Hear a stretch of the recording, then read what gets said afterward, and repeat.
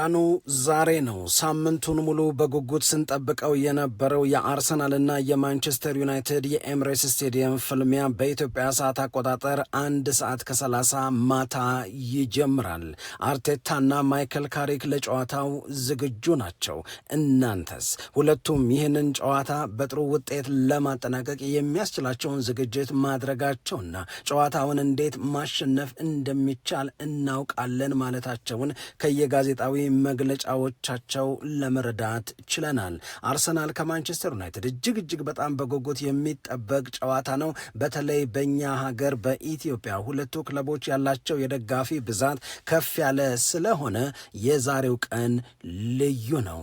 ግን ማን የዛሬውን ቀን በደስታ በድል አድራጊነት እንደዚሁም ደግሞ ቡድኑ በሚያስመዘግበው ውጤት በደስታ ያጠናቀቃል የሚለው የሁላችንም ጉጉት ነው። ሁለቱ አሰልጣኞች ግን ተገቢውን ዝግጅት አድርገው አጠናቀዋል። ዚ አትሌቲክ ለተለያዩ የአርሰናልና የማንቸስተር ዩናይትድ ጸሐፊዎች ያ ማለት ስለ ማንቸስተር ዩናይትድ እና ስለ አርሰናል በመጻፍ የሚታወቁ የዚህ አትሌቲክ ዘጋቢዎች በጨዋታው ዙሪያ ክለቦቻቸውን በተመለከተ በተለያየ ጉዳይ ሀሳብ እንዲያጋሩ ጥያቄዎችን አቅርቦ ነበር። ለነዚህ ለቀረቡላቸው ጥያቄዎች ከአዋቂነታቸው ማለትም ስለ የክለቦቹ ካላቸው ጥልቅ መረጃና የቅርብ እውቀት የቅርብ መረጃ በመነሳት የሰጧቸው ምላሾች በዚህ ፕሮግራም ላይ በዋናነት ይነሳሉ፣ በዋናነት እንነጋገርበታለን። ግን ደግሞ አስቀድመን ለናንተ ለሁላችሁ እውነት ይህንን የአርሰናልንና የማንቸስተር ዩናይትድን ጨዋታ በደንብ የምታውቁት ለረጅም ጊዜ ስትከታተሉት የቆያችሁ ከሆናችሁ ጨዋታውን በተመለከተ አንድ ጥያቄን እናስቀድም ትሳተፉበት ዘንድ። በአርሰናልና በማንቸስተር ዩናይትድ ጨዋታ በኤምሬትስም ሊሆን ይችላል በኦልድ ትራፎርድ ለመጨረሻ ጊዜ በሁለቱ ክለቦች መርሃ ግብር ሃትሪክ የሰራው ተጫዋች ማን ነው? ታስታውሳላችሁ ሆይ? ትዝ ይላችኋል ሆይ? ይህንን ጥያቄ በኮመንት ሴክሽኑ ላይ መልሱልን። እኛ ደግሞ እናነሳለን። ወዳልነው ሐሳብ እንሄድ። ሰላም ጤና ይስጥልን፣ እንደምናላችሁ የተከበራችሁና የተወደዳችሁ የሸገር ስፖርት ዊዝ አበበ ግደይ የዩቲዩብ ቻናል ቤተሰቦቻችን በያላችሁበት እጅግ አስደሳች ጊዜን እያሳለፋችሁ እንደሆነ ተስፋ እናደርጋለን። መልካሙን ሁሉ ለናንተ እንመኛለን። ታዲያ ይህንን ሸገር ስፖርት ዊዝ አበበ ግደይ የሚለውን የእኛን የዩቲዩብ ቻናል ሰብስክራይብ አድርጉ፣ የደውል ምልክቱን ተጫኑ፣ ሊንኩን ለሌሎች በማጋራት በተከታዮች ቁጥር እንድንበዛ የምንሰራቸው ፕሮግራሞችም ብዙ ሰዎች ጋር መድረስ እንዲችል ማገዛችሁን ቀጥሉ። እስካሁን ላበረታችሁን አቅም፣ ጉልበት፣ ድጋፍ ለሰጣችሁን በሙሉ የላቀ ምስጋናችን ይድረሳችሁ እንላለን። ከልብም እናመሰግናለን። ዚ አትሌቲክ ሁላችን በጉጉት ስለምንጠብቀው ጨዋታ መጽሐፍ ሲጀምር ልክኛ ለልጆች ተረት እንደምንናገረው ወይም ድሮ በልጅነት ተረት ይነገረን እንደነበረው በድሮ ጊዜ ብሎ ነው የሚጀምረው። ዋንስ አፖን ታይም በሚል ማለት ነው። ይህንን ጊዜ የአርሰናልና የማንቸስተር ዩናይትድ ጨዋታ የእንግሊዝ ፕሪሚየር ሊግን ዋንጫ ለማሸነፍ ወይም የኤፍኤ ካፕ የበላይ ለመሆን በሁለቱ ክለቦች መካከል የሚደረግ ትልቅ ትንቅንቅ ነበረ ብሎ ነው የሚያስታውሰው። ነበር ያለበት ዋነኛው ምክንያት አሁን አርሰናል ተፎካካሪ ቀይሯል፣ ማንቸስተር ዩናይትድም እንደ ልማዱ እየኖረ አይደለም የሚለውን ለማንሳት ነው። ምናልባትም ደግሞ በሁለቱ ክለቦች መካከል በቀጥታ እርስ በርሳቸው ዋንጫ ለማንሳት የሚፎካከሩ ከሆኑ ወይም አንዳቸው አንደኛ ሌላቸው ሁለተኛ መሆን ችለው እንዲህ ያለውን የእርስ በርስ ጨዋታ ካደረጉ ስለቆዩ፣ ስለከረሙ፣ ስለሰነበቱ ይህንን ለማለት የተገደደ ይመስለኛል። በድሮ ጊዜ አርሰናልና ማንቸስተር ዩናይትድ የሚያደርጉት እንደ ዛሬ ያለው ጨዋታ ሁለቱን ጨዋታዎች ተከትሎ ማን ዋንጫውን የሚበላው የሚለው የሚወሰንበት ነበር ይላል። አሁን ግን ሲያስታውስ በአርሰናልና በማንቸስተር ዩናይትድ መካከል ያለው የደረጃ ሰንጠረዥ የነጥብ ልዩነት 15 ነው። ማንቸስተር ዩናይትድ እና አርሰናል ላለፉት 20 ዓመታት በእንግሊዝ ፕሪሚየር ሊግ በቀጥታ የዋንጫ ተፎካካሪ ሆነው እምብዛም አላየናቸውም። ይሄ ማለት እንደ 1990ዎቹ መጨረሻ እንደ 2000ዎቹ መጀመሪያ ወይ አርሰናል ወይ ማንቸስተር ዩናይትድ ዋንጫ ለማንሳት ታላቅ አቅም የሚያሳዩበት በሁለቱ ክለቦች መካከል የሚደረገው ጨዋታም ከፍተኛ ግብግብን የሚያስተናግድ መሆን ከቻለ ቆይቷል። እየተረሳ የመጣ ተፎካካሪነት ብለው ይጠቅሱታል አንዳንዶቹ። ነገር ግን ይሄንን በተመለከተ ስናነሳ ለምሳሌ በ1990ዎቹ መጨረሻና በ2000ዎቹ መጀመሪያ ላይ አርሰናልና ማንቸስተር ዩናይትድ በጣም ከፍተኛ የሆነ ቀጥተኛም የሆነ ተፎካካሪነት ነበራቸው። ነገር ግን ከተወሰነ ጊዜ በኋላ በተለይ 2003-2004 ምንም ሳይሸነፍ ዋንጫውን ካሸነፈ በኋላ አርሰናል እያቃተው እየተቸገረ እየተፈተነ መጣ። ያን ጊዜ መጀመሪያ ላይ በኤምሬትስ ስቴዲየም ለመጫወት አዲስ ስቴዲየም ስለገነባ ከሃይበሪ ወጥቶ ወደ ኤምሬትስ ሙቭ ሲያደርግ ለዛ ዝውውር ያወጣው ገንዘብ እንደ ሌሎቹ ክለቦች በከፍተኛ ገንዘብ ተጫዋቾችን ለማዘዋወር የአቅም ውስንነት ስላጋጠመ ነው ተባለ። ነገር ግን በአርሰናል ቤት ውጤት አልባነት፣ በቀጥተኛ ተፎካካሪነት መቀጠል አለመቻል ጊዜን የበለጠ ወሰደ። አሰልጣኝ አርሰን ቬንገርም በዛን ወቅት ይናገሩ የነበረውን ነገር ካስታወሳችሁ እስከ 4ኛ ያለውን ደረጃ ይዞ ማጠናቀቅ በእንግሊዝ ፕሪሚየር ሊግ እናም በአውሮፓ ቻምፒዮንስ ሊግ መግባት ለአርሰናል በጣም ትልቅ ውጤት ነው፣ ዋንጫ እንደማንሳት እንቆጥረዋለን እስከ ማለት ደረጃ ደረሱ። በአርሰናል እየቀዘቀዘ መምጣት ወይም በወትሮ የአሸናፊነት አቅም ላይ ለመገኘት መቸገር ወቅት ታዲያ እነ ቼልሲ ደግሞ በእንግሊዝ ፕሪሚየር ሊግ ላይ ጉልበት እያገኙ መጡ።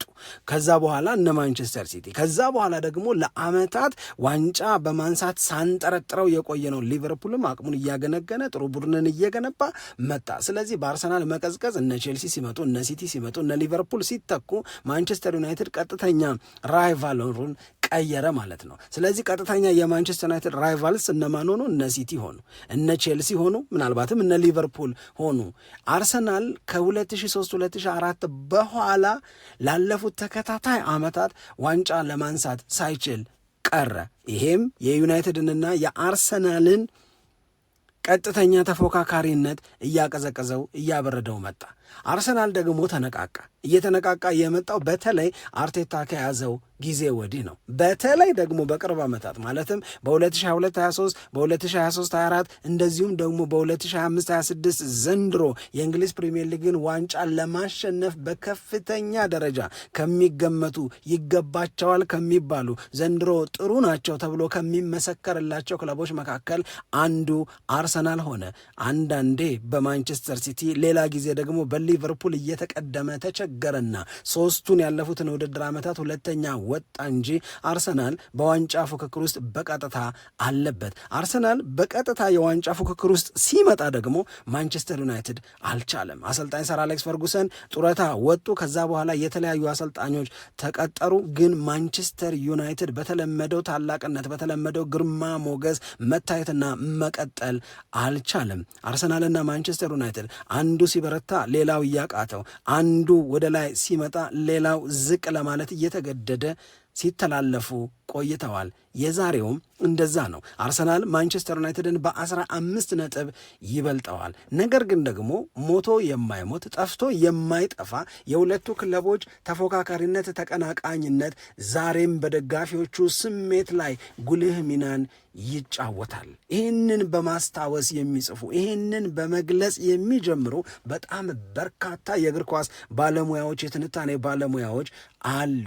ስለዚህ ነው በድሮ ጊዜ ይሄኔ በሁለቱ ክለቦች መካከል የሚደረገው ጨዋታውን ያሸነፈ ዋንጫውን የማሸነፍ እድሉ ሰፊ ነው የሚባልበት ነበር ብለው በትዝታ ለመጀመር የሚገደዱት። ታዲያ ከዛሬው ጨዋታ ጋር በተያያዘ ለማንቸስተር ዩናይትድ ጉዳይ ዘጋቢ እንደዚሁም ለአርሰናል ጉዳይ ዘጋቢዎቻቸው ወሳኝ የሚባሉ ጥያቄዎችን አነሱ ዚ አትሌቲኮች። የመጀመሪያው ጥያቄ የሆነው ዛሬ በሚደረገው የሁለቱ ክለቦች ጨዋታ ከአሰልጣኞቻቸው ምን አይነት አፕሮችን በጨዋታው ላይ ትጠብቃላችሁ የሚል ነው። ይህንን እንዲናገሩ የሚጠበቀው በጉዳዩ ላይ ቅርብ መረጃ ያላቸው ሰዎች ስለሆኑ ጉዳዩን በቅርበት ሲከታተሉ ስለነበሩ አርቴታ ዛሬ ምን አይነት አፕሮች ይዞ ወደ ሜዳ ሊገባ ይችላል፣ ማይክል ካሪክስ ምን ለማድረግ የተዘጋጀ ይመስላችኋል የሚለውን እንደ ቅርብ አዋቂነታቸው ይናገሩ ዘንድ ነው የተጠየቁት። ስለ አርሰናል በመዘገብ ስራ ላይ የተሰማራው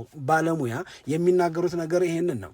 አርሰናል ዛሬ ወደ ሜዳ የሚገባው መግባትም ያለበት ጨዋታውን ለማሸነፍ ነው። ምክንያቱም ትላንትና ማንቸስተር ሲቲ ወልቭስን አሸንፎ በአርሰናልና በሲቲ መካከል የነበረው የ7 ነጥብ ልዩነት ወደ 4 ጠቧል። ይህንን በመጀመሪያ ምክንያትነት ማስቀመጥ ግድ ነው።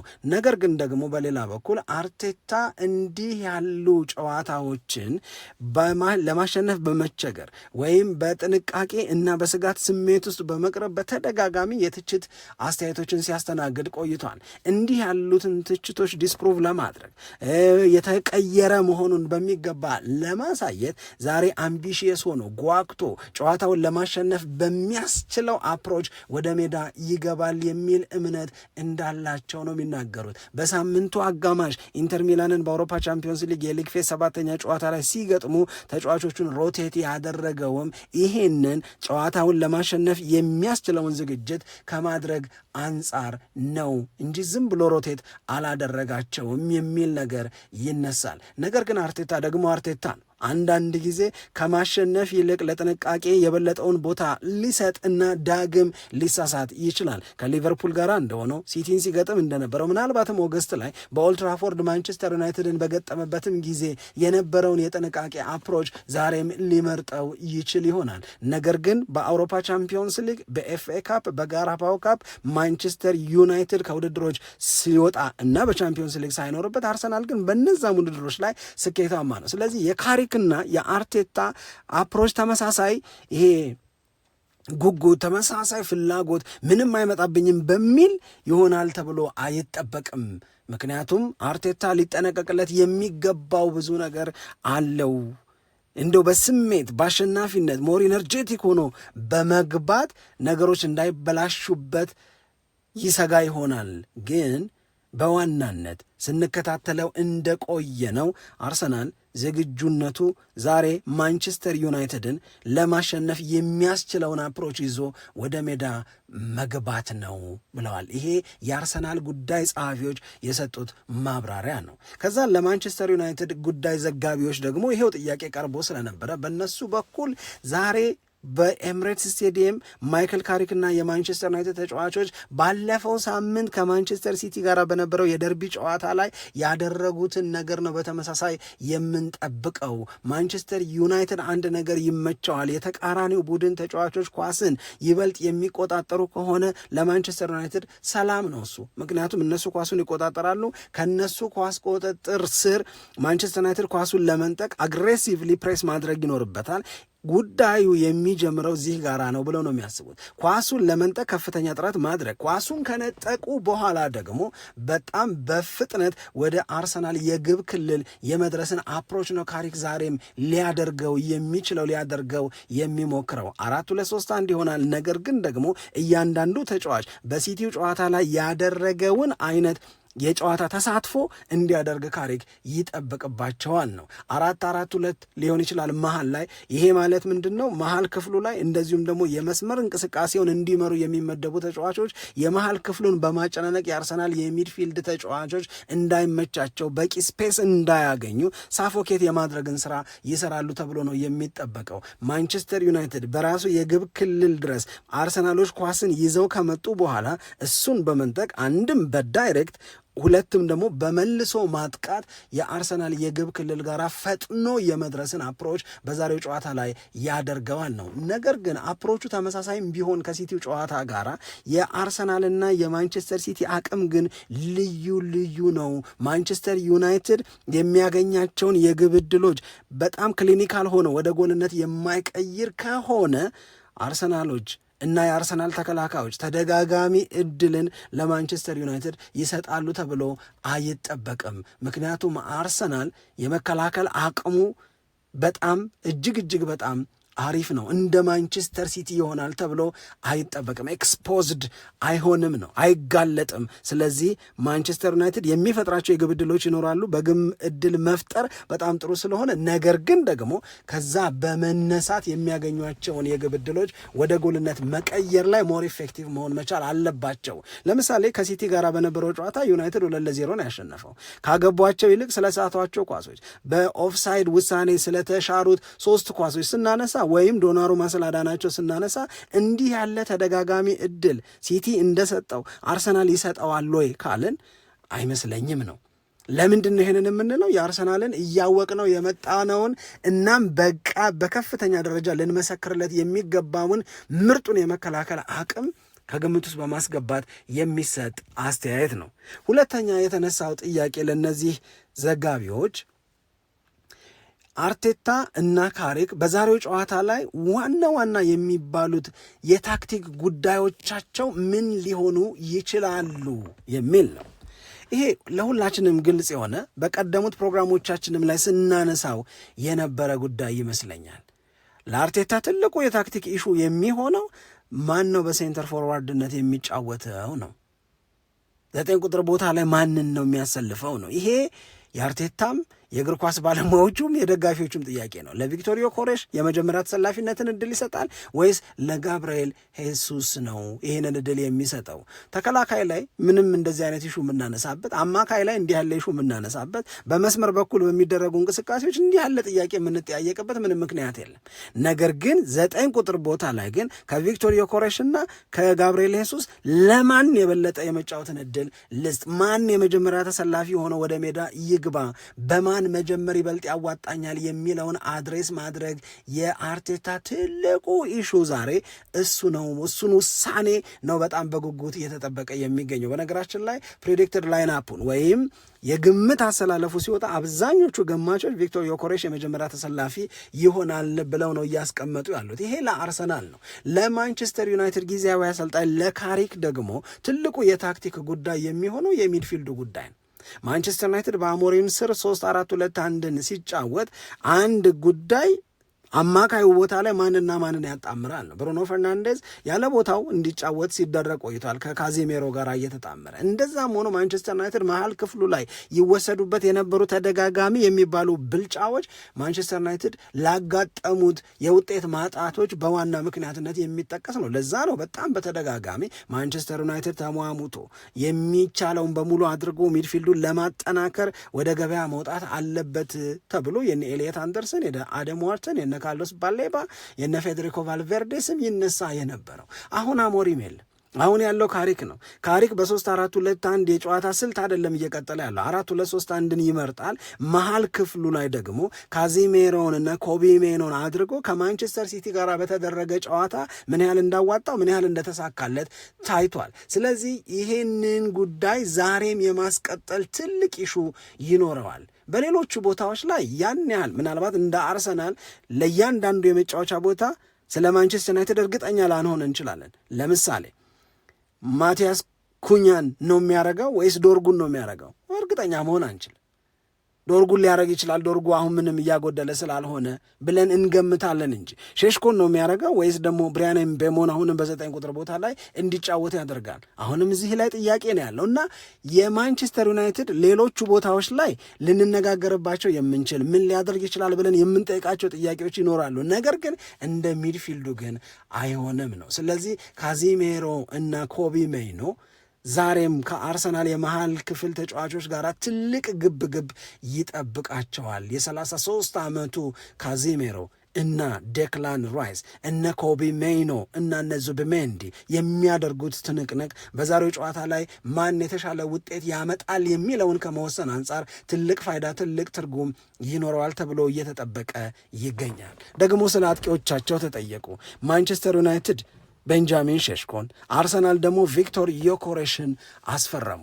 ሁለቱም አጀማመራቸው በእንግሊዝ ፕሪሚየር ሊግ ላይ አልሆንም፣ አልተዋጣላቸውም ብለን አስተያየት የምንሰጥባቸው ሆኑ።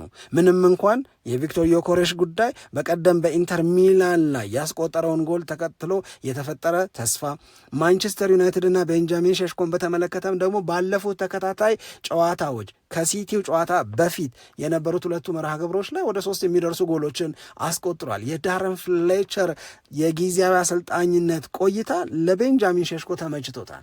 ግን አሁንም እንደተሳካላቸው ወይም እንደተዋጣላቸው አጥቂዎች የሚቆጠሩ ግን አልሆኑም። እነዚህ አትሌቲክ ጥያቄውን ሲያቀርብ ምንድን ነው የሚለው? ለምን አልተሳካላቸው? ምን በአንድ በኩል በሌላ በኩል ግን ሁለቱ አጥቂዎች ወደ ሌላ ክለብ ሄደው ቢሆን ኖሮ ያ ማለት ቪክቶር ዮኬሬሽ የአርሰናል ባይሆን የዩናይትድ ቢሆን ወይም ቤንጃሚን ሼሽኮ የዩናይትድ ከመሆን ይልቅ የሌላ ክለብ ቢሆን ለምሳሌ አርሰናል ቢሆን ይሳካላቸው ይሆን ወይ? የልጆቹ ጉብዝና የልጆቹ አቅምና የተቀላቀሏቸው ክለቦች ተላልፈዋል ወይ ብሎ ነው ይህንን ጥያቄ የሚያነሳው። ይህንን ጥያቄ ታዲያ ሲመለስ በአብዛኛው የሚሰጠው ማብራሪያ ምን አይነት የተለየ ክለብ ለቪክቶር ዮኬሬሽ ይሆነዋል? ለምሳሌ ቪክቶር ዮኬሬሽ የማንቸስተር ዩናይትድ ተጫዋች ሆኖ ቢሆን ኖሮ በአርሰናል ቤት የተቸገረውን ችግር አይቸገረውም ነበረ? በማንቸስተር ዩናይትድ ቤት ውስጥ የበለጠ አቅሙን ለመግለጥ የሚያስችል አጨዋወት አለ የሚለውን ጥያቄ መጠየቅ አለብን። ይህንን የሚቀላቀሉትን ክለብ ማንነት ሳንወስን ለመመለስ ይቸግረናል ነው የሚሉት ባለሙያዎቹ። ለቤንጃሚን ሼሽኮን በተመሳሳይ የሼሽኮ ጉብዝና እና ማንቸስተር ዩናይትድ በየጨዋታዎቹ ላይ አፕላይ የሚያደርገው ወይም ተግባራዊ የሚያደርገው የጨዋታ ስልት ተላልፈዋል ወይ የሚል ነገር ነው የሚነሳው። ስለዚህ ማንቸስተር ዩናይትድም አርሰናልም በክረምት ካስፈረሟቸው አጥቂዎች የሚፈለገውን አገልግሎት አላገኙም በሚለው ላይ እንስማማለን እንጂ ክለብ ቢቀይሩ ምን ይሆናል የሚለውን ግን አፍን ሞልቶ መናገር በጣም በጣም በጣም ያስቸግራል። ነገር ግን በጊዜ ሂደት ውስጥ ከየፈረሙላቸው ክለቦች ጋር የበለጠ በመዋሃድ አቅማቸውን ሊገልጡ ይችላሉ ነው። ዛሬ የመሰለፍ ዕድል የሚሰጣቸው ከሆነ የሁለቱንም የምናይ ነው። ቤንጃሚን ሼሽኮን በደንብ እያገዝነው ነው ብሏል ካሪክ። የቪክቶር ዮኬሬሽም ጉዳይ ላይ አርቴታ ተስፋ ለመቁረጥ አልቸኮለም። እስካሁን ድረስ በጣም በተደጋጋሚ የመሰለፍን የመጫወትን እድል እየሰጠው ነው የሚገኘው። እንዲህ ባለ ትልቅ ጨዋታ ራሱን መግለጥ ከቻለ ቪክቶር ዮኬሬሽ ለአርሰናል እና ለአርቴታ እምነት ትልቅ መልስ እንደሰጠ ነው የሚቆጠረው። ስለዚህ ዛሬ ወደ ሜዳ የሚገባ ከሆነ ልዩነት ለመፍጠር አቅሙን መግለጥ ይጠበቅበታል ነው። አርሰናል ከማንቸስተር ዩናይትድ ጋር ያለው ራይቫለሪ አሁንም ስሜቱ አለ ወይ የሚለው የመጨረሻ ጥያቄ ነበረ። ስሜቱ አለ ወይ? እኔ ፕራክቲካሊ ስሜቱ ይኖራል ብዬ አላምንም። ነገር ግን ደግሞ ሙሉ በሙሉ ስሜቱ ይጠፋል ብዬም አይሰማኝም። ምክንያቱም አርሰናል ስለ ማንቸስተር ዩናይትድ፣ ማንቸስተር ዩናይትድ ስለ አርሰናል የሚያስቧቸው የቀደሙ ጊዜያቶች ላይ በተደጋጋሚ ያጋጠሙት ጉዳዮች አሁን ባሉት ተጫዋቾች፣ አሁን ባሉት አሰልጣኞች፣ አሁንም በሕይወት ባሉ የሁለቱ ክለብ ደጋፊዎች ላይ ጥላ ማጥላቱ የሚቀር አይመስለኝም። ማንቸስተር ዩናይትድ ከ49 ጨዋታዎች አለመሸነፍ በኋላ አርሰናልን ያሸነፈበትን ጨዋታ የአርሰናል ደጋፊ እውነት ይረሳዋል? የአርሰናል ሰዎች እውነት ይህንን ይረሱታል? እዚህም ሀገር ያሉ ይሆኑ እዛም ሀገር ያሉ ይሆኑ ፒዛጌት ብለን የምንጠራው ነገር የተፈጠረበት አጋጣሚ ማለት ነው። የሮይኪንና የፓትሪክ ቪዬራ የቬንገርና የፈርጉሰን አርሰናል እየመራ ማንቸስተር ዩናይትድ ከኋላ ተነስቶ ያሸነፈበት፣ ማንቸስተር ዩናይትድ እየመራ አርሰናል ክብሩን የነጠቀበት እና ከማንቸስተር ዩናይትድ የበላይ ሆኖ የውድድር ዓመትን ያጠናቀቅባቸው እነዚያ ጊዜያቶች ዛሬም ድረስ እኛ ሀገር ላለው የሁለቱ ክለብ ደጋፊዎች ትልቅ የተፎካካሪነትና የመበሻሸቅ ስሜት የራሱን የሆነ አስተዋጽኦ አለው። ለዛ ነው ቀላል አይደለም የሚባለው። አዎ ማንቸስተር ዩናይትድ በ15 ነጥብ ከአርሰናል ያንሳል፣ ግን ይሄ ለማንቸስተር ዩናይትድ ደጋፊዎች ትርጉም የለውም። ዋናው ጉዳይ ትርጉም የሚሆነው በዛሬው ጨዋታ ላይ የሚያስመዘገቡት ውጤት ነው። ዋንጫ ላያሸንፉ ይችላሉ። ይሄንን መገመት ለማንቸስተር ዩናይትድ ደጋፊዎች አይከብዳቸውም። የሚከብዳቸው በአርሰናል ተሸንፈው ጨዋታው ማለቁ ነው። ይሄው ስሜት ይሄው እውነት ለአርሰናል ደጋፊዎችም ይሰራል።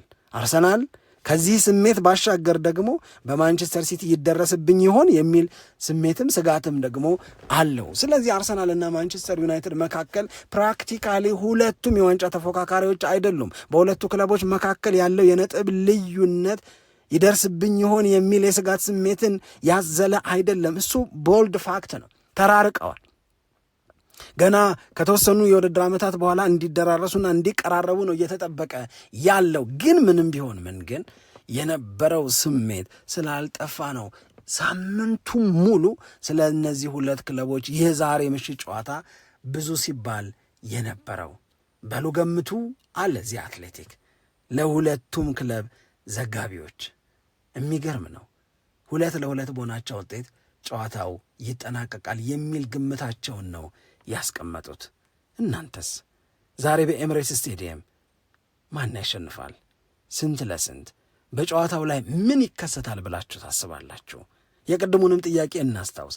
በአርሰናልና በማንቸስተር ዩናይትድ ፊክስቸር ለመጨረሻ ጊዜ ሃትሪክ የሰራው ተጫዋች ማን ነበር? ስሙን ጻፉልን። አብራችሁን ስለነበራችሁ እጅግ በጣም አድርገን እናመሰግናለን። በያላችሁበት ያማረ ጊዜን እንድታሳልፉ አሁንም በድጋሚ ተመኝተናል። ደግሞ ከጨዋታው መዳረስ አስቀድሞ የመጨረሻ ጨዋታውን የተመለከቱ መረጃዎችን ይዘን ዳግም ወደ እናንተ እንመጣለን። እንዳትረሱ ደግሞ ጨዋታው እንዳለቀ በሸገር ስፖርት ዊዝ አበበ ግደይ የዩቲዩብ ቻናላችን በዚሁ ቻናል ላይ የወዲያው ምልከታችንን ይዘንም እናገኛችኋለን። በትልቁ ጨዋታ ከፍ ያለ ደስታ፣ ትልቅ መዝናናትን ተመኝተናል። ታዲያ ከጸበኝነት ከረብሽ የራቀ እግር ኳሳዊ ጨዋነት በተሞላበት መንገድ ጨዋታውን እንድትከታተሉ እንመኛለን። ሰላም ለእናንተ ይሁን። ኢትዮጵያ ለዘለዓለም ትኖር።